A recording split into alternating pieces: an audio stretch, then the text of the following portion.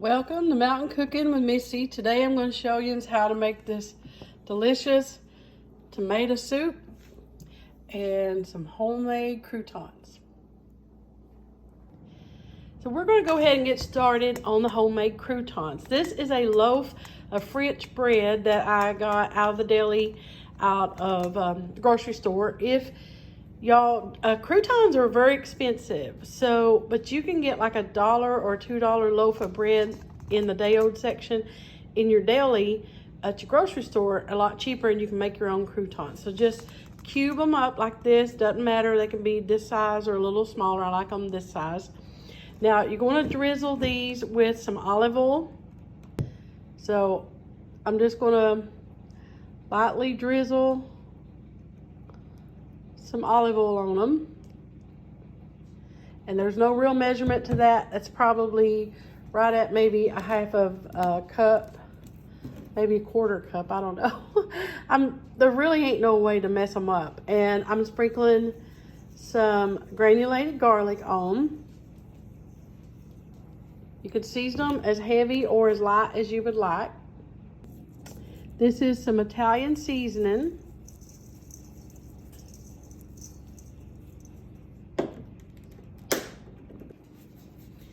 And a little bit of black pepper. Now you're going to toss all of this together until it's well coated. Then you want to preheat your oven to 375. Now once you've tossed them, if you feel like they need a little bit more seasoning or some olive oil, go ahead and do that. Just eyeball it. I promise you they'll still be good. You want to put them, spread them out on a cookie sheet that you've lined with some parchment paper or wax paper. Spread them out in a thin layer, as thin as you can. And you want to put these in the oven for about 10 minutes. Then you're going to flip them and continue baking them for about another 10 minutes. They should take about a total of about 20 minutes, or until they're as crispy as you like them. And right before you put them in the oven, I about forgot, you could sprinkle them with a little bit of sea salt. I like sea salt so they won't be bland. Sprinkle them with your sea salt, put them in the oven. All right, y'all, look at them delicious croutons, nice and crispy, all done and ready for our soup.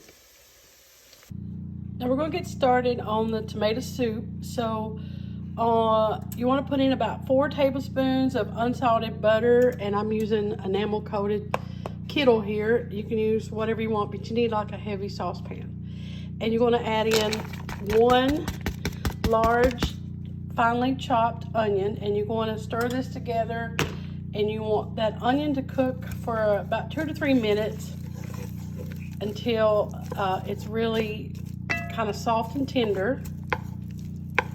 So the onions have been cooking about 3 to 4 minutes. You don't want to skip this step because you want them really soft. I'm adding about 3 cloves of minced garlic. You want to cook the onions and the garlic together for about another couple of minutes. And my heat is about a medium heat. Now I'm going to add 2 cups of chicken stock. I'm using stock, not broth. Stock has more flavor because it's been cooked with all the veggies and everything.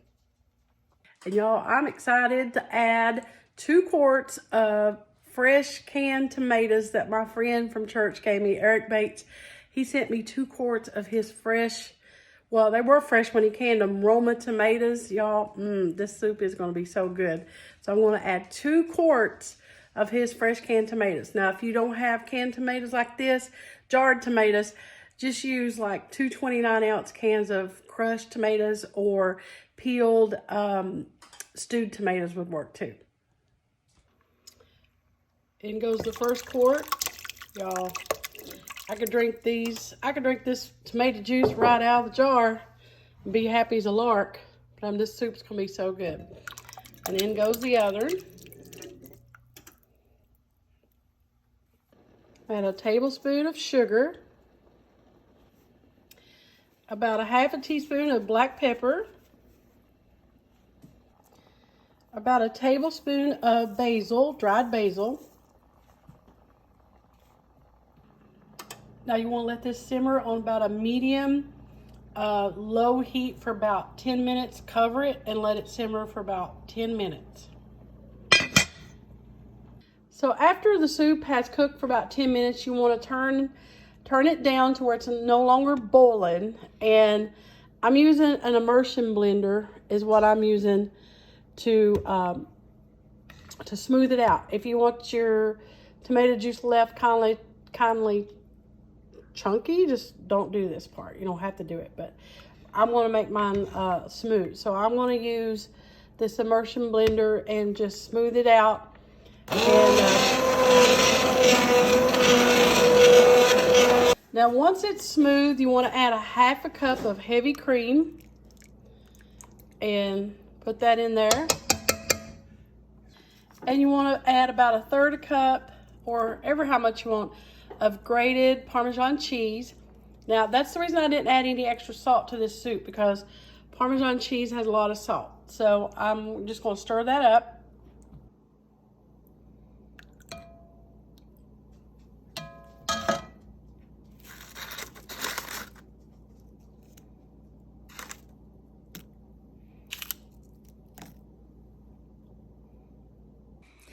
All right, y'all, you know it's taste time, and I love tomatoes. We call them maters in Kentucky, but I'm telling you, this is some good soup. I've already had a bite actually, but I wanted to get on here and show y'all. This is how I like to eat mine. Put them big croutons right on the top.